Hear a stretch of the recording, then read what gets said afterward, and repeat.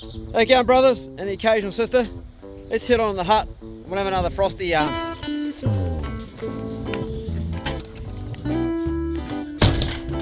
This is downstairs in the hut, and I'll show you what upstairs looks like. Mezzanine floor, the window at each end. Before I kick into the yarn, a big hearty thank you to you good bastards that helped fund this hut. This hut has been a place that many a young man has got back on his feet and got his life sorted out. And today it's where I'm telling you this yarn. But let me plug the microphone in so we get a better sound first. The year is 1980 and I'm a loose unit. I'm a real loose unit. I'm smoking too much of the old Te Puke Thunder. I'm spending my dollars as soon as I earn them. I earned good money in places, but I didn't save a single cent. I always made sure Frosty, the pig dog that was with me, he got fed. We're coming into May now, and it's the kiwi fruit season is about to boom or start booming in Te Puke. We're in the North Island, and Te Puke is a place where it really got big there because of the weather, the humidity, the warmth. The kiwi fruit grew really well, and also the soil. The bricks test gave them really good kiwi fruit. Number 1 road is starting to boom. Number 2 road, everybody's pulling out their other stuff and putting in kiwi fruit vines, and I'm there. Now I've been staying in a barn at a bloke's place, and his daughter had a bit of a crush on me and I had a bit of a crush on her. Her name was Felicity, and I was hopeful to see her again, but right now I've moved.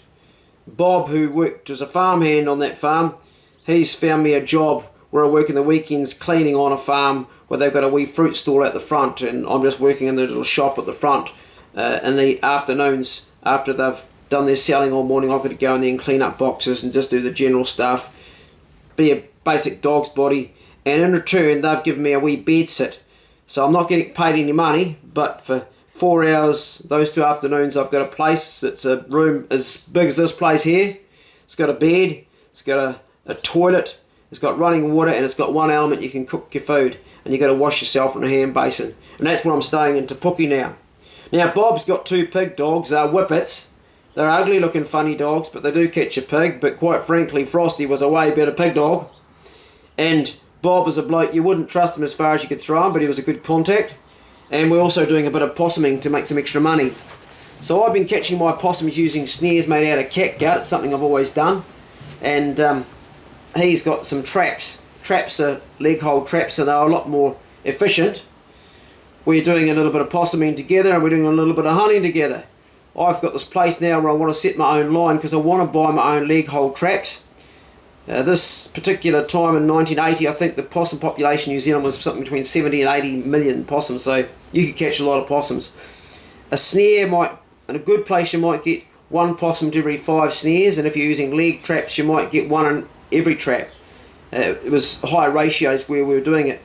I wanted to get my traps up. I didn't know much because, as I said, I live from day to day. And what I want to do is I want to have a really, like, maybe 50 to 60 traps. Some hunters and trappers would have up to as much as 300 traps, but you've got to remember, you've got to carry them in your rucksack. So there I was with my blue rucksack going into the bush with my bait. My bait would be flour, baking powder, not baking powder, sorry, flour, icing sugar, and aniseed's what I used to use. Didn't use baking powder. Use that for something else. Making damper. And we go into the bush there and set our lines. Me with my snares and Bob with his leg hold traps. Invariably he'd catch more possums than me, but one particular day we'd both gone into a different area, done our lines. The following morning we'd gone back to check our lines. He had 13 and I had 14 possums, and I actually beat him 1 time. He had a merchant that would buy the green skins and also the dried out skins, and we would sometimes get as much as $20 or even $25 for a silver skin. We had a really, really good run on the last week before him and I parted company, and we'll get to that story in a minute. And I ended up buying a whole lot of leg traps. I bought 20 of them to begin with, and the following day we both went into a block that had 2 good places you could put your lines, and we decided we'd meet up the following day back at Te Puke after we'd done our lines. I did my line, smashed it, got back to base, and he only had like 20 and I'd like had more than him in total, and he was jealous. and he sort of said, oh, I got you into this, how about you share half with me? And I said, well, no, because I've done the work, and we had a bit of a disagreement and a silly fallout, really. We were smoking too much of the old Te Puke Thunder, and we got a bit moody and a bit silly sometimes, and we weren't always rational with our thinking.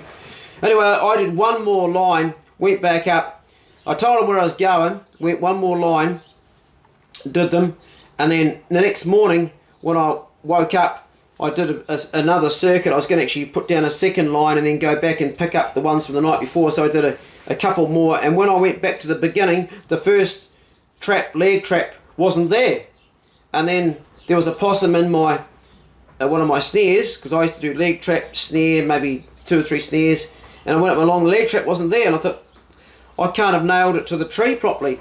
I must have pulled it out and dragged it somewhere. But then when I done the snares and cleaned them out, there was no more leg traps, and right down my line, all of my leg traps were all gone. And I was like, oh fuck, someone's stolen my traps. And then I found it, a boot print that was exactly the same print. And he probably didn't know he'd ever done it, because he wasn't a particularly good tracker. It was Bob's boot print. He used to wear these stupid gum boots that would make too much noise in the bush. We'd go pig hunting. I always said to mate, you need the ankle ones, they're too noisy.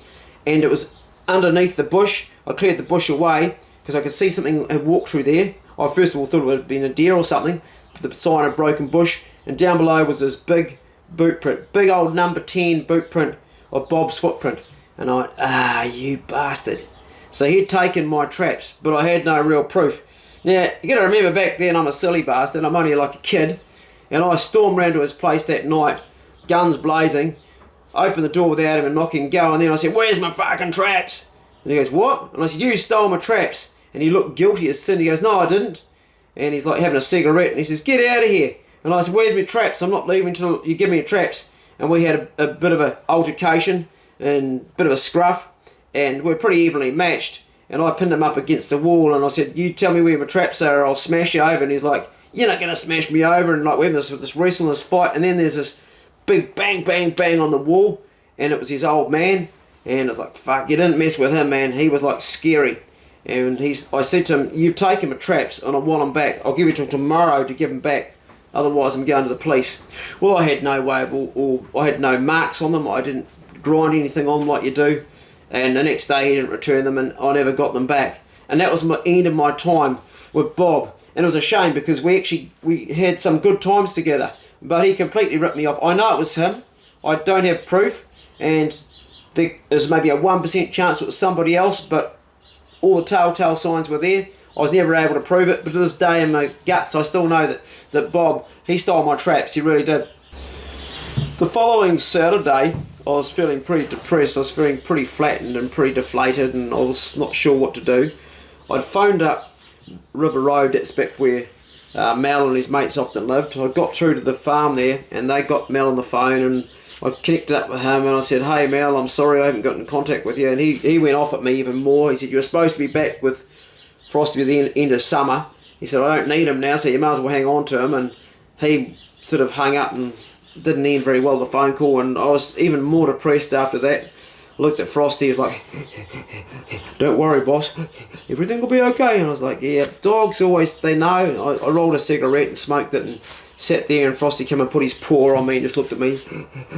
Everything will be okay boss, you'll sort it out. And I was like, yeah, I don't know about this, I'm not sure if I should stay or I should go. I'd been hoping to meet up with my sister Trudy, but she hadn't come to Te Puke, she'd gone somewhere else.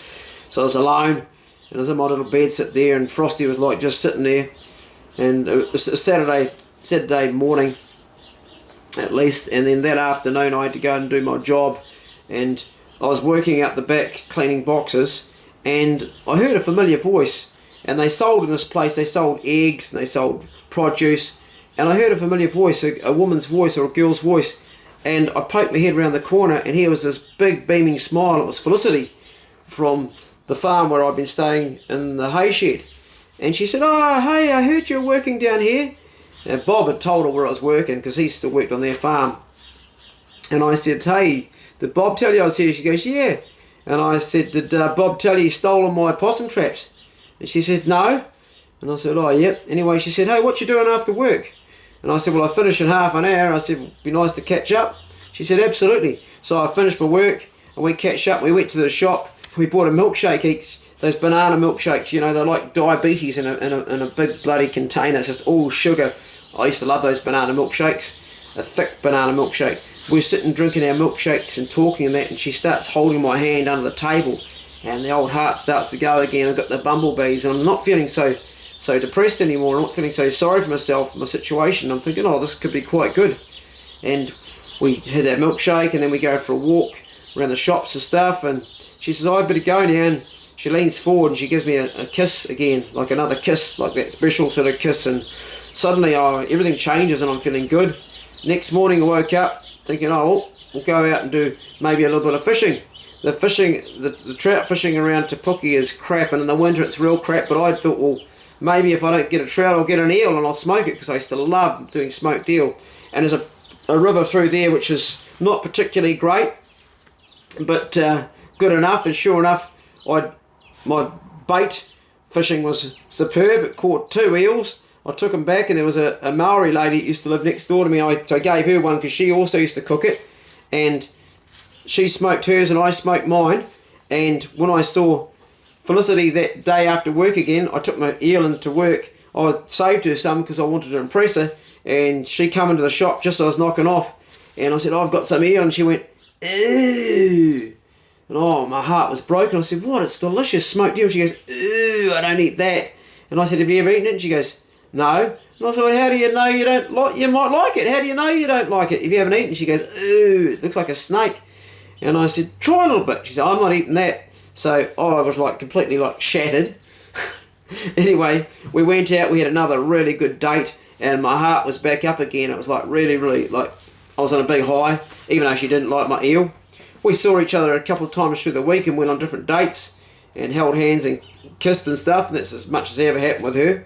But I was pretty much starting to fall for her, and I was feeling good about being there.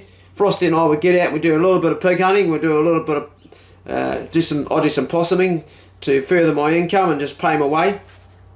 And then the following weekend came again. I met her on the Saturday, and she was a little bit different towards me. It was like she come after work and she was a little bit, I just felt something was wrong. And after we had our date, it felt different, and I said, I'll see you tomorrow, because I used to see her only on the weekends. And she said, yeah, no, see you tomorrow. So Sunday work, and after work I waited and she didn't come, and nothing happened, and I waited for ages, and then everybody went home and I was sitting there, and Frosty's looking at me like, don't think she's coming, boss. Like, fuck. So I didn't know what to do, and the only person I knew that knew where she might be doing something was Bob, and I didn't want to talk to him. So I went home and the whole week, and I didn't want to call her farm, even though I had the phone number to the farm. In those days you didn't have cell phones. And I thought, oh, know what, I'll just go around and see her. So the next morning, and wasn't supposed to do that because she went to school. Next morning before she went to school, bright and early, I went round to there, and I was outside the hay shed waiting for her to come to her horses like she did. And when she came out to the hay shed, she was with another girl, and she had a friend staying the night, I didn't know. And I poked my head out and went, g'day. Surprise, and she just like looked flat cold at me, and she says, what are you doing here? And I said, well, you didn't come yesterday, we were going to see each other and you didn't show up, so wanted to find out you're okay and everything's alright. She said, I'm fine, but I'm with a friend right now and you shouldn't just come round here. I said, okay, well, see you next Saturday? She said, well, no. And I said, why not? She said, look, I haven't got time for this and you shouldn't be coming round here. And I said, well, when am I going to see you again? She goes, when I decide. So I just, okay, and I left and felt flat, and she hadn't said we're broken up, so I assumed that we're still together.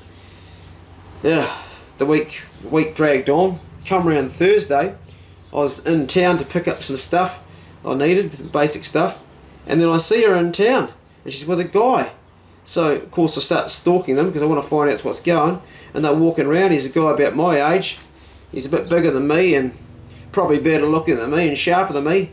And they're going into the same cafe that her and I had banana milkshakes at, and I watched them laughing, and I'm not sure it was just a friend or anything.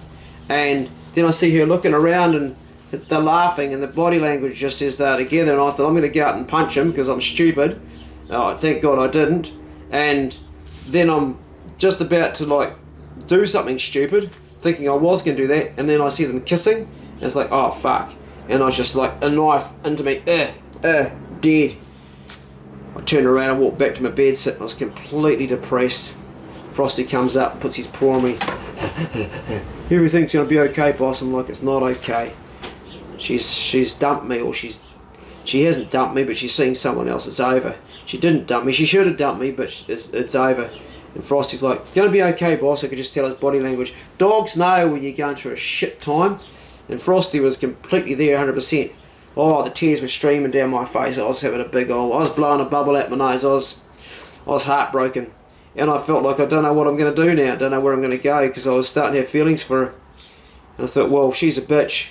And I started to have bad thoughts about going and beating a boyfriend up and stupid shit like that, which was illogical and made no sense at all. And I realised, she could have told me, and I thought, nah.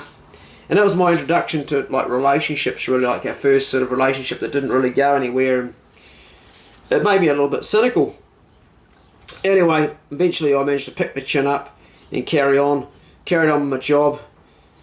2 weeks later, just before my job ended, she comes in on a Sunday, all happy to see me again, as if nothing's happened at all. Hey, how's it going? And I said, well, it's all right. And she said, you want to go out? And I'm like, oh, she's probably broken up with him and she wants to get back with me. I said, well, we've broken up. And she goes, no, we're not. I never broke up with you. And I said, I think you did.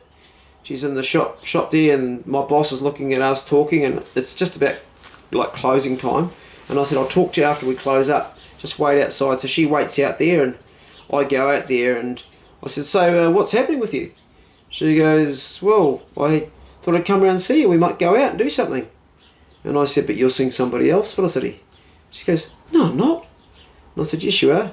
And I told the story. I said, I was in town, I saw you, and I saw you kiss him in the same bar where we had the banana milkshake. And she just put her head down like this, and she went, oh. And I said, so I don't really want to go out with you anymore. And she was like, well, fine then, fine. And I said, well, what do you expect? You completely like didn't contact me, you left me hanging waiting for you, I really liked you, and then you did the dirty. She says, I wasn't committed to you, we were just seeing it. I said, that's true, we weren't like, but I thought we were. I said, that's my bad. And she said, well, we've got no chance now. And I said, you're right about that, girl. And that was the last time I ever saw Felicity. Well, that's not true, actually. I did see her one time, but she didn't see me. I saw her with her mum shopping. And I remember looking at her thinking, she's still bloody beautiful, but she never saw me, so that doesn't really count. So here I am in Te Puke, working away. Frosty and I, like, just day-to-day existence. I wouldn't say I was happy. In fact, sometimes I'd say I was actually quite miserable. I was down a lot of the time and lonely and thinking I'm going to go back to Motueka. I was more happy there when I was under the bridge than I was right now. So I'm really down on my luck now, and I'm feeling like life sucks and I want to get the hell out of here. So I formulated a plan. I'm going to go back to Motueka, catch up with all my old mates, and get the hell out of Te Puke. The kiwi fruit season's like full swing, and I'm doing different jobs for different people, and I just want to get the hell out of there. There's money to be made, but I've just had a guts full. And the funny thing is, when you make a plan to leave a place and go somewhere else, what happens is things start to get better. And I started making new friends and new people and new contacts right when I was just about ready to go. I was at the pub on the Friday. I was the only guy in the pub who had a white skin. Everybody in there is Maori except me. And I've got my harmonica and I'm playing a few songs at the bar and everyone's singing. We're doing Old Black Betty, whoa, Black Betty, bam-a-lam, whoa, Black Betty, bam-a-lam, Black Betty had a child, bam-a-lam, down thing gone wild, bam-a-lam, whoa, Black Betty. I'm playing the harmonica. Everybody's dancing and that, and this big guy, Glenn, he comes up to me. He's huge. I mean, he's my age, but he's really obese, unfortunately large. And I said to him, hey, Glenn, your dad's got a hunting spot, eh? Because Glenn's father had a contact to a farm, and Glenn's father had a Nissan Ferrari that was a bloody nice truck decked out. And he's like, yeah. And I said, should we go for a hunt in the morning? He goes, yeah. So next morning, go around to his place nice and early. His dad is hungover, he's hungover. No one's getting up. I'm knocking on all the doors. And he comes to the window, he's like looking at the window, looking again. He goes, what? What do you want? I said, we're going hunting. He goes, oh, fuck off, man. I said, no, come on, we're going hunting. Get your dad. He goes, Dad's still in bed. So I said, open the door. So he opens the front door and I walk in the house there and I'm still hungover. It's pretty dark. And I said, come on, make us a coffee and we'll go for a hunt. So he makes a coffee, wake up, and then his dad comes out, look all squinty eyes, good morning. And I said, hey, that place you got, the spot there, I've got the dog with me. I only got down there on my bike. I used to take Frosty on a lead beside the bike there, and I said, do you want to go for a hunt this morning? And Dad looks around, he looks like shit. I mean, this guy's probably only like 35, 40, he's not that old. Like, yeah, all right. So we all drink coffee and off we go. We've got no gear. All we've got is a bit of binder twine with a knife on our hips. So no gear, nothing at all. Boots, just rough. And he's got this house dog that he reckons is a pig dog. There's a Labrador cross, and everybody's dog's a pig dog until you get in the bush and it doesn't catch anything except possums and bloody rabbits. So we're in the bush at the back of this farm there. And his dog, which is just useless, is already like onto its second possum already, and Frosty's by now well learnt to keep away from possums. And Glenn is really struggling to keep up with me because not only is he hungover, but he's also overweight. And his dad's just sitting at the truck smoking cigarettes, so he's no use. We're going up the sort of a gully there, and Glenn goes, "Look!" And I turn around, and here's a whole mob of pigs like coming towards us. And as soon as he says, "Look," they see us, and they put the brakes on. And it's like about 7 or 8 pigs. And Frosty, the wind's going the wrong way. It's going sideways. The pigs haven't smelt us, and Frosty hasn't smelt the pigs. But the pigs have now seen us, so they're going in all directions. And Frosty's seen them move, and he's just gone ping. And he goes flying up the creek, and all of these pigs, and he comes back after about 20 minutes with nothing. Nothing at all. And I'm like, "Where's your dog?" And Glenn's like, "I don't know. And the house dog, we can't find it." So we go over to one place where he thought it might have been, and as we get closer, we both hear at the same time, we hear this, "Roo, roo, roo." And Frosty pokes his ears up and he's like, "Ching!" Here goes. We go sprinting, I go sprinting, Glenn goes waddling, I go sprinting up the creek where it is, and here's the house dog, and it's bailed up, not a sow, not a little pig like you'd expect from all the mob pigs, but a bloody good boar. And Frosty's bailing. They're both bailing, and it's like, holy shit! I'm going, "Glenn, tell your dad to come up with the gun." So Glenn's now going all the way back to and it's a long way back, and this pig is bailed up, and Glenn is slow, and I'm waiting there, waiting for him to come back, and nothing's happening. It's going on and on and on, and there's no way you're going to grab this. So I'm like, fuck this. So I turn around, I sprint back, and I get halfway between where it is. And here's Glenn still walking. I pass him, he's going real slow. I go flying down to the truck. When I get down the truck, I'm like flying down there, and here's his old man, and he's got his eyes shut, and he's having a bit of time with himself in the truck. And I'm like, "Get your bloody hand off it and get your gun." And he's like, "Ooh, what? And I said, "Get your hand off and get your gun." He goes, "No, I wasn't." And I said, "I don't care, get your gun." So he's got this old Army XL 303, gets his lad put away. Fuck, it's one of those embarrassing moments you don't want to happen. Gets his gun and comes out with me. I said, "Dog's got a good boar bailed up." And he goes, "Don't you say anything." And I said, "Didn't see anything, just get your gun."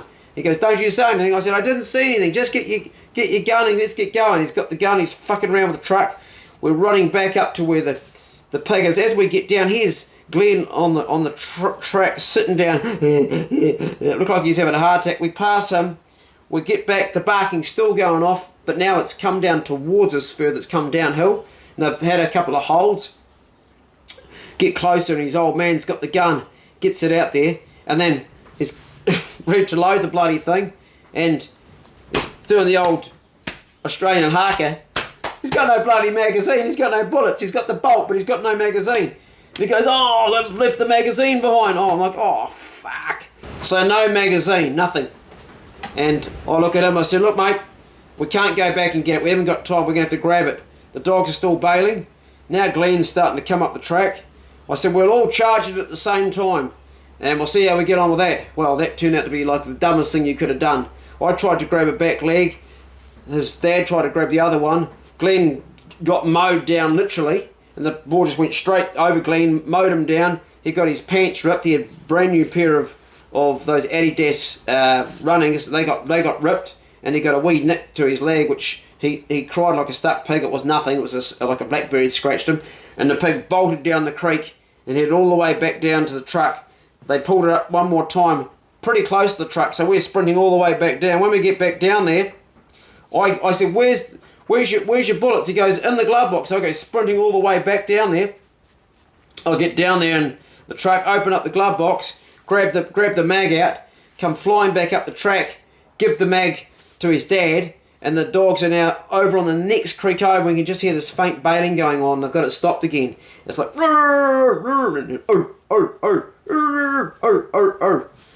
his dad gets down there and shoots the pig, and I was standing on the other side. I didn't see him shoot it, and it's a crap shot. He's shot it, but he's hasn't killed it, and the pig's like now run out of the creek, and the dog's like grabbed hold of it. It's wounded, and I go flying down in there, and he's trying to reload his bloody old gun. It's stopped, and I get down in time to grab the back legs, and I said to him, I've got it! It's a good pig. It's like 130 pound, 140 pound easy. I've got this pig and resting in the creek, and then his dad comes up, sticks it, and roll it over, take the guts out. The rest is history. In the truck, take it home. That was my final hunt in Te Puke. The following morning, I woke up at Glenn's house, and we had our breakfast and said our goodbyes. Frosty and I went back to my place and tidied everything up.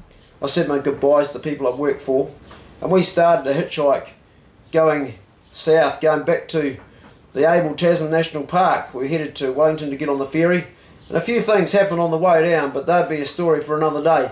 Anyway, brothers and the occasional sister, I hope you've enjoyed this one on Frosty the Pig Dog, and we're almost coming to an end because we're getting almost to the stage now where Frosty is going back to Mal, but we got a few more stories to go before we get there. Have a great one. Share the story with a brother if you know a brother who's downed, and if you enjoyed it and you made it this far, punch the like button, and I'll catch you in the next Frosty the Pig Dog. See you later.